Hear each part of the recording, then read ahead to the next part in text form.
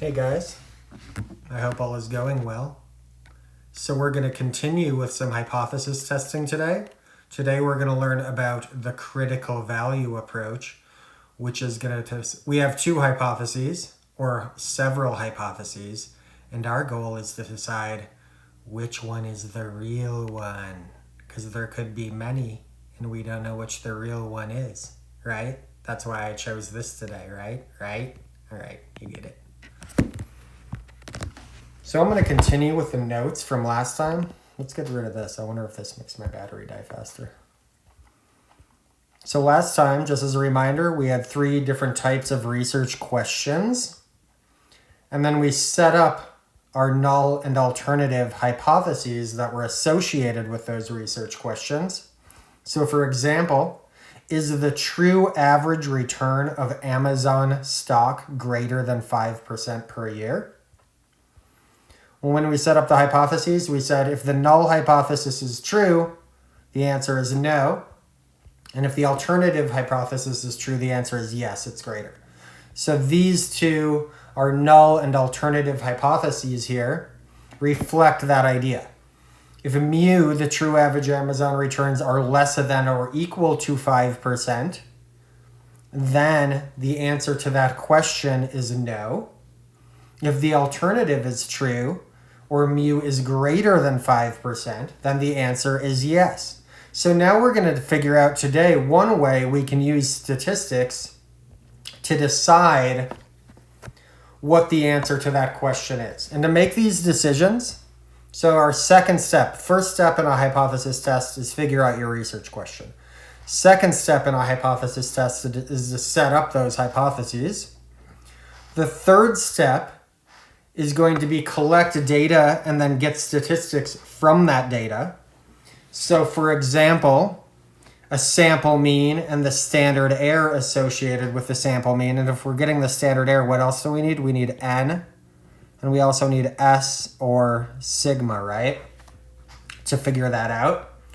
In the case to figure this out, we also need n, but we don't need s or sigma in that case because we have a special formula for the standard error for doing a proportion. And now, one thing that you heard about in the past on some homework is called the significance level, which is commonly the Greek letter we use for that is alpha right here. So alpha equals 0.05. You have to decide what your significance level is going to be before you perform your hypothesis test, because that's what's going to help us decide whether we choose the null or alternative hypothesis. So I'm going to start with this example today, and then I'll also do the green one because that's a little bit different because we have equal to or not equal to.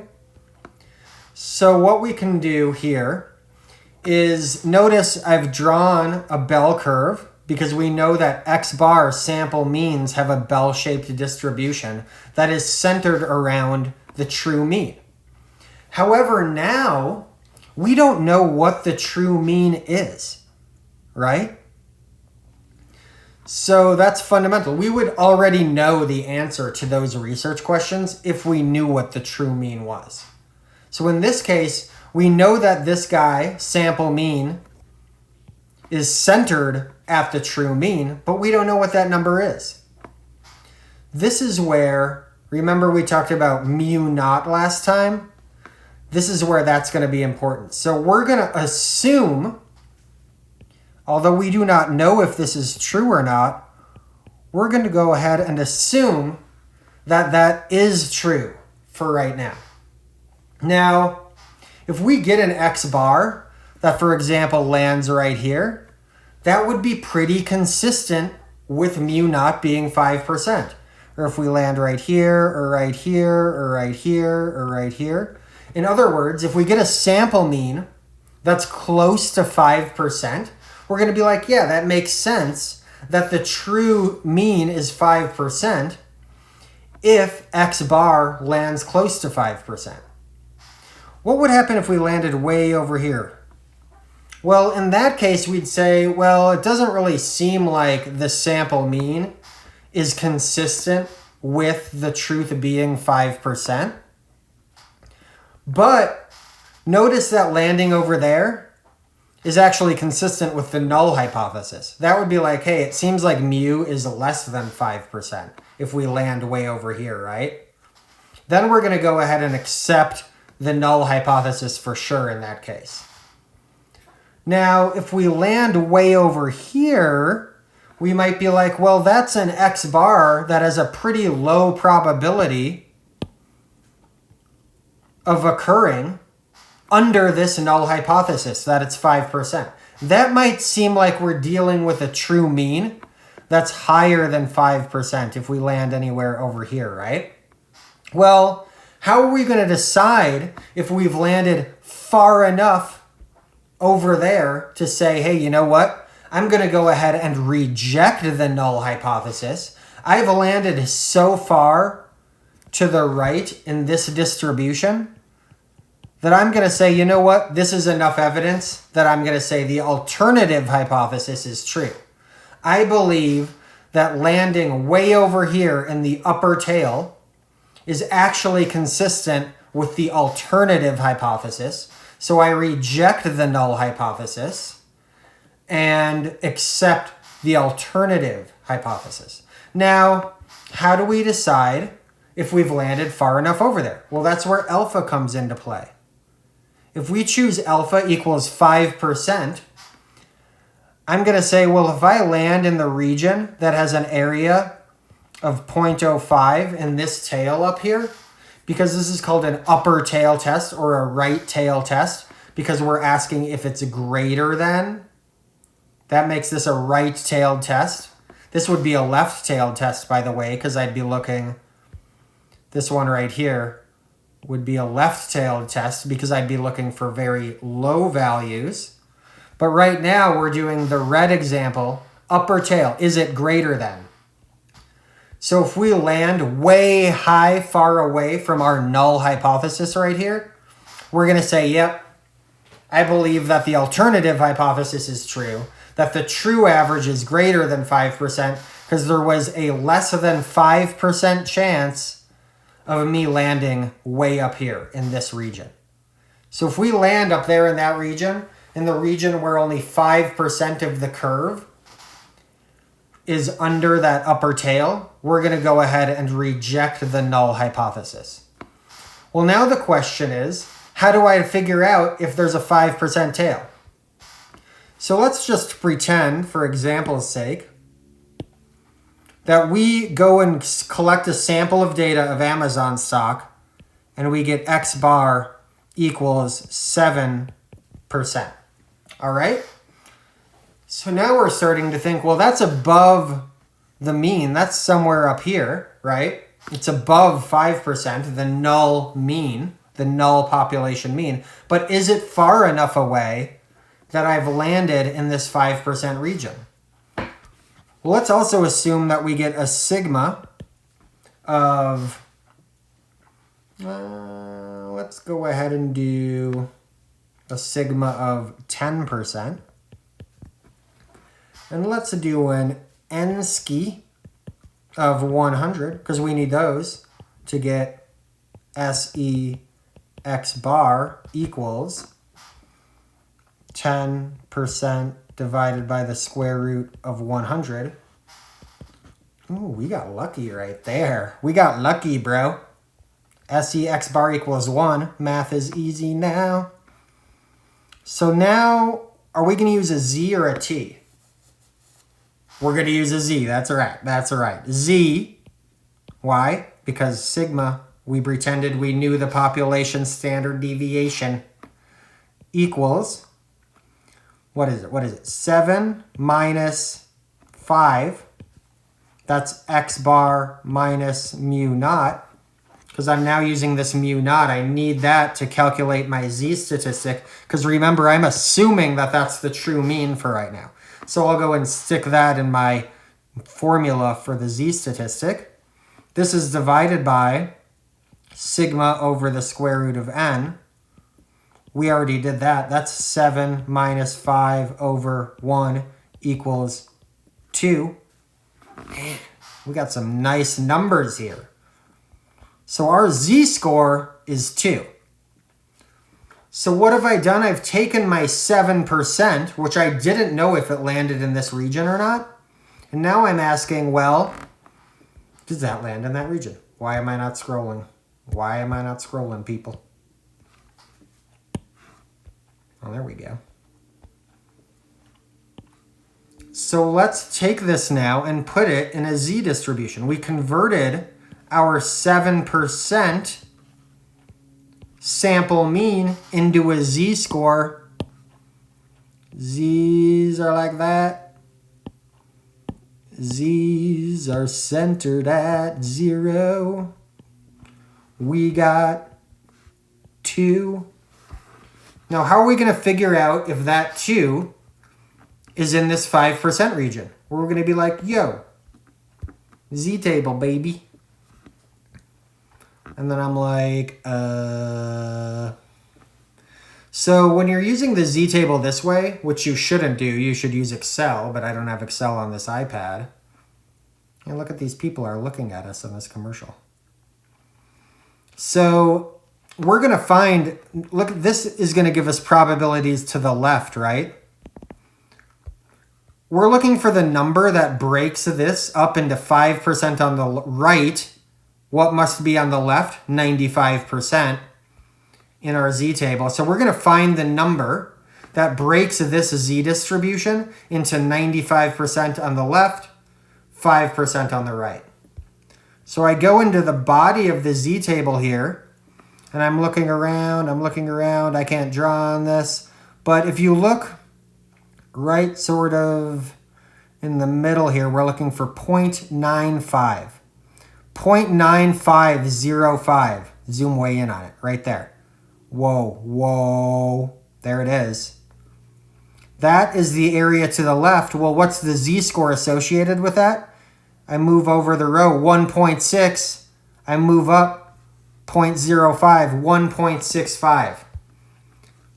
The number that divides this table between 95%, or this distribution between 95% and 5% is 1.65. So now I can say, did I land in that 5% region? Yeah, I did. Because 2 is farther away from 0 than 1.65. In order to land in this 5% region, after converting to a z, is 1.65. But my z-score is 2, which is greater than 1.65. So what happened? Our z statistic, let's put it in absolute values, because then this rule will work if we're dealing with negative numbers. If the absolute value of my z statistic is greater than the absolute value of my critical value, greater than or equal to actually, then the rule is to reject the null hypothesis. And the last thing we do, this is actually, I like to say, this is the fourth step in a hypothesis test here, which I call conclusion, is that we compare, if we're doing the critical value approach, we compare our z statistic to the critical value.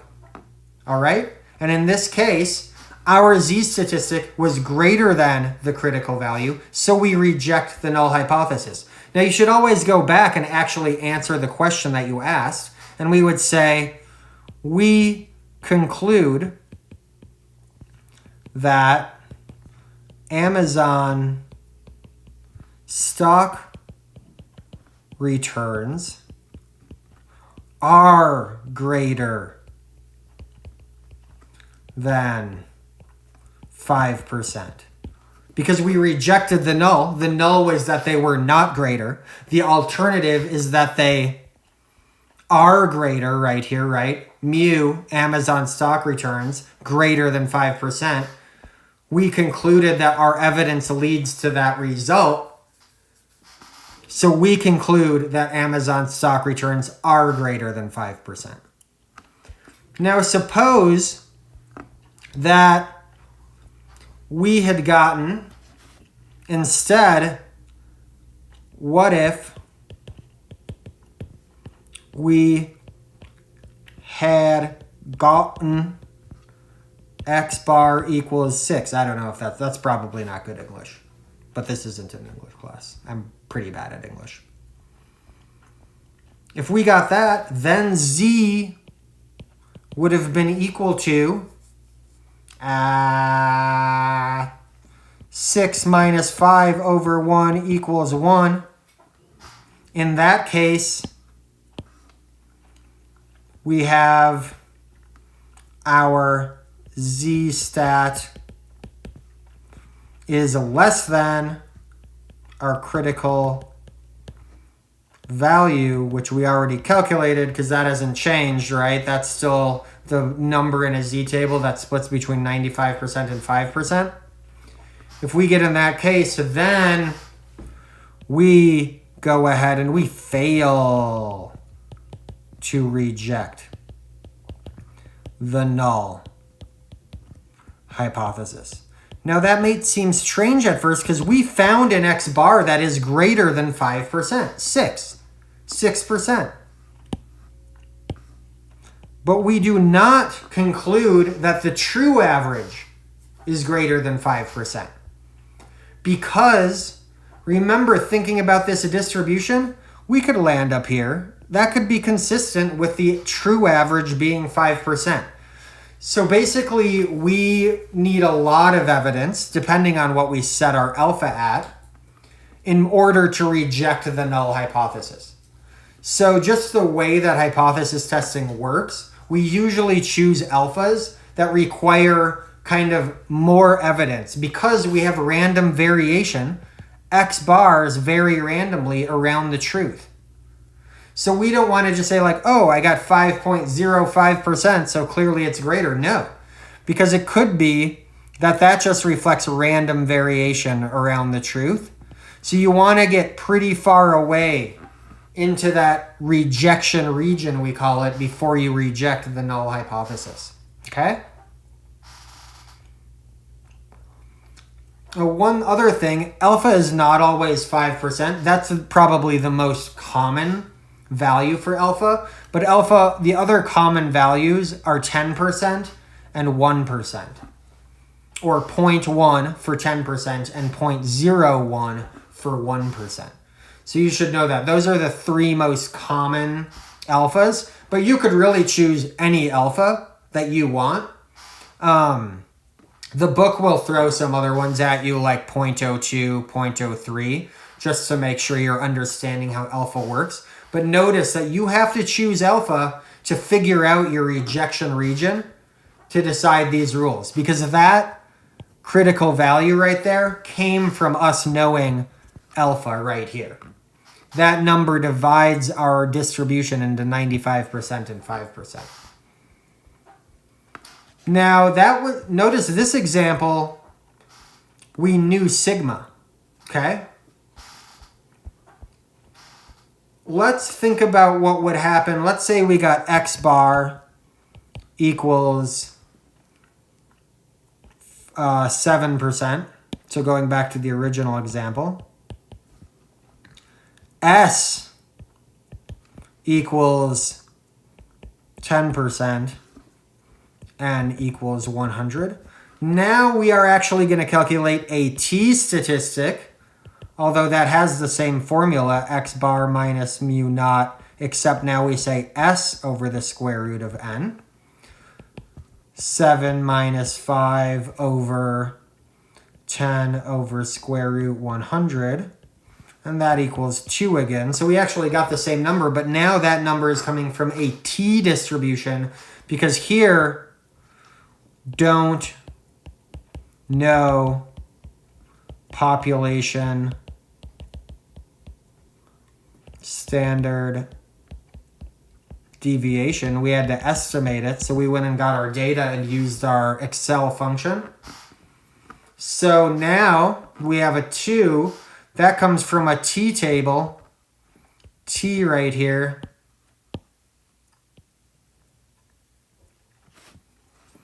Now we want to split this guy into 5% and 95% like we did before with Z, but it's a different type of distribution. It's very similar, but it's a little bit more spread out because we have extra uncertainty because we had to estimate the population standard deviation. Now t-tables look a little bit different. One way to find it is t.95. That means that t.95, that means there's 95% to the left of these t values in this column. Or we're doing a one-tailed test right now because remember I said it's a right tail or upper tail test. We're only looking in one tail. Our sigma is 0.05. So we're in this column right here. Our sample size is 100. So it's actually our sample size. Our degrees of freedom are 99. So we should just go to the closest number. They don't give 99, but we'll just go to 100 right here. And in that column, we have this 1.66 right here.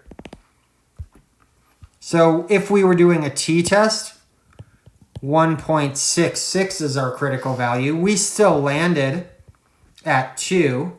So in this case, t-stat is greater than or equal to critical value. And that means we should reject the null hypothesis. So we got the same conclusion. But notice in the Z table, we didn't have to go quite as far. Our critical value is 1.65. T, we had to go a little bit farther to 1.66. That reflects that extra uncertainty.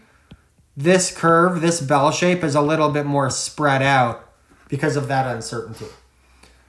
But the only difference between T and Z is that you need to go find your critical value from a t-table. If you don't know the population standard deviation, you go find your critical value from a z-table if you do know the population standard deviation. Now, like I mentioned, I don't want you going to those tables. The best thing to do is to use Excel equals norm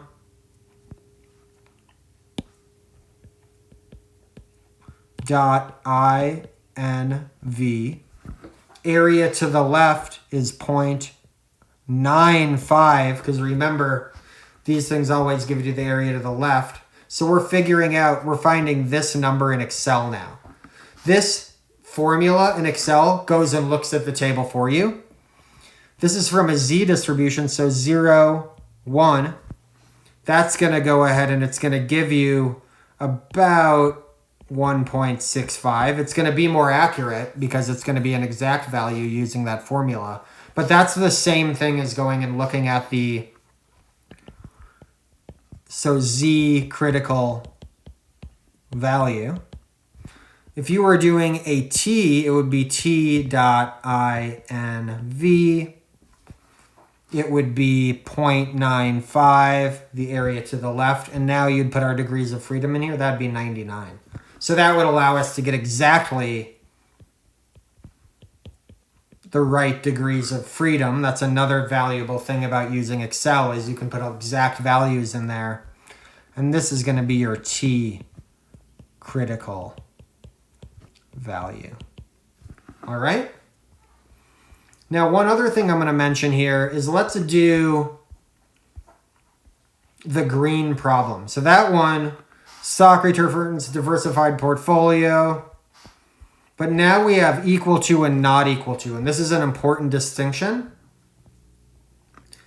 because this is going to be a two-tailed test.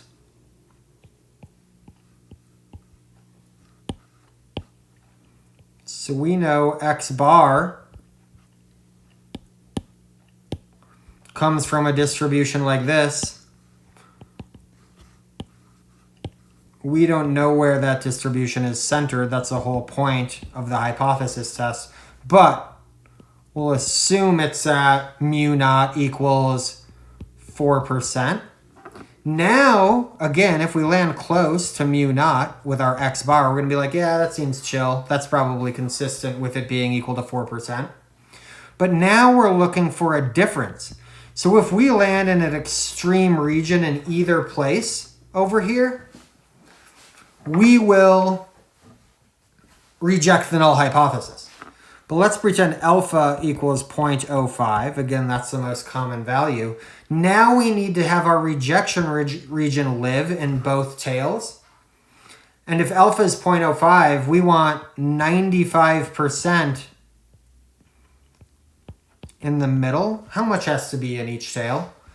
2.5% and 2.5%. So this is an important thing to remember. Although alpha is 5%, up here, we just stuck all of that 5% in one tail.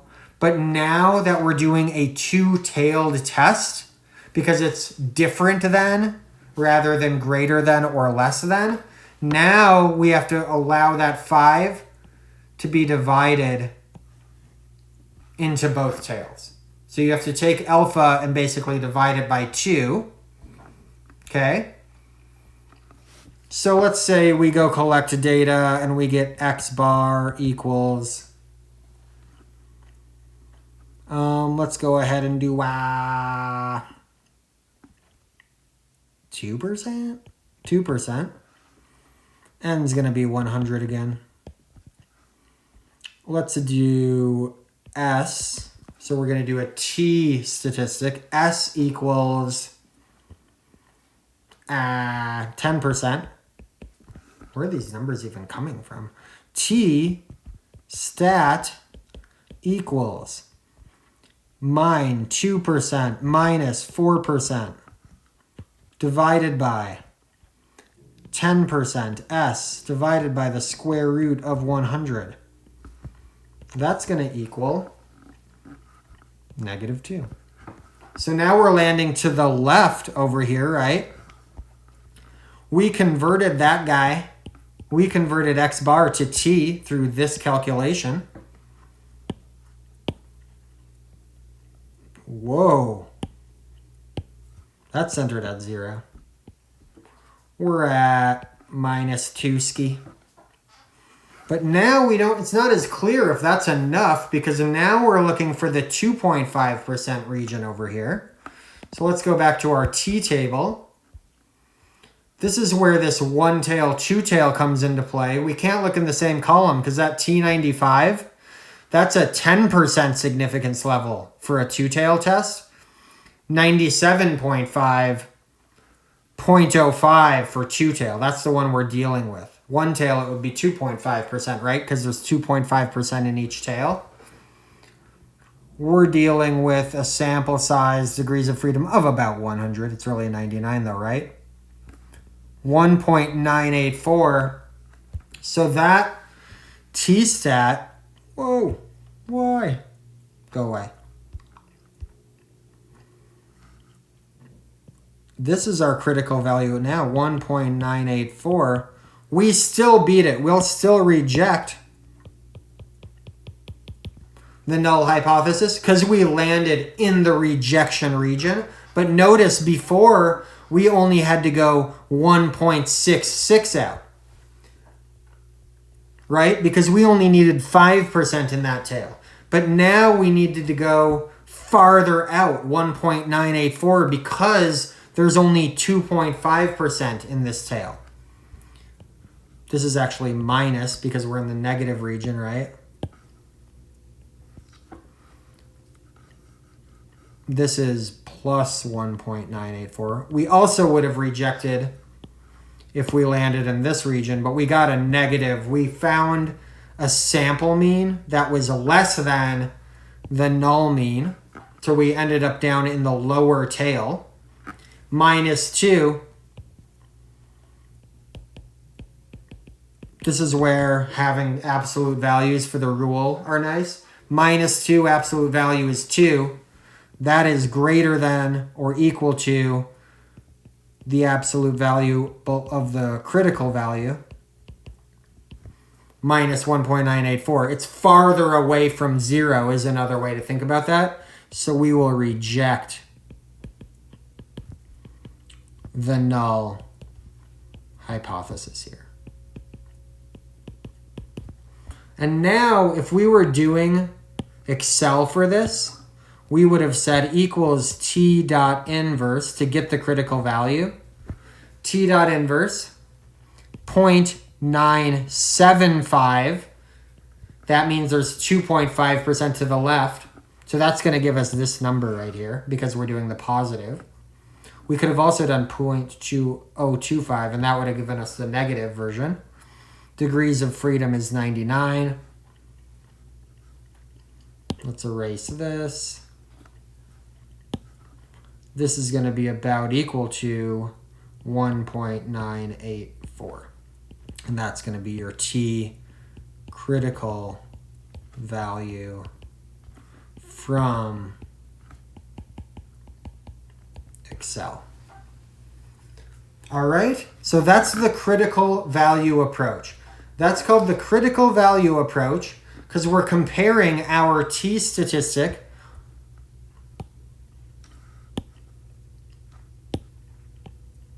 to a critical value to decide whether or not to reject the null hypothesis, or we're comparing a Z statistic to a critical value. And that's what's allowing us to come to a conclusion in our hypothesis test. All right. I'll see you guys later.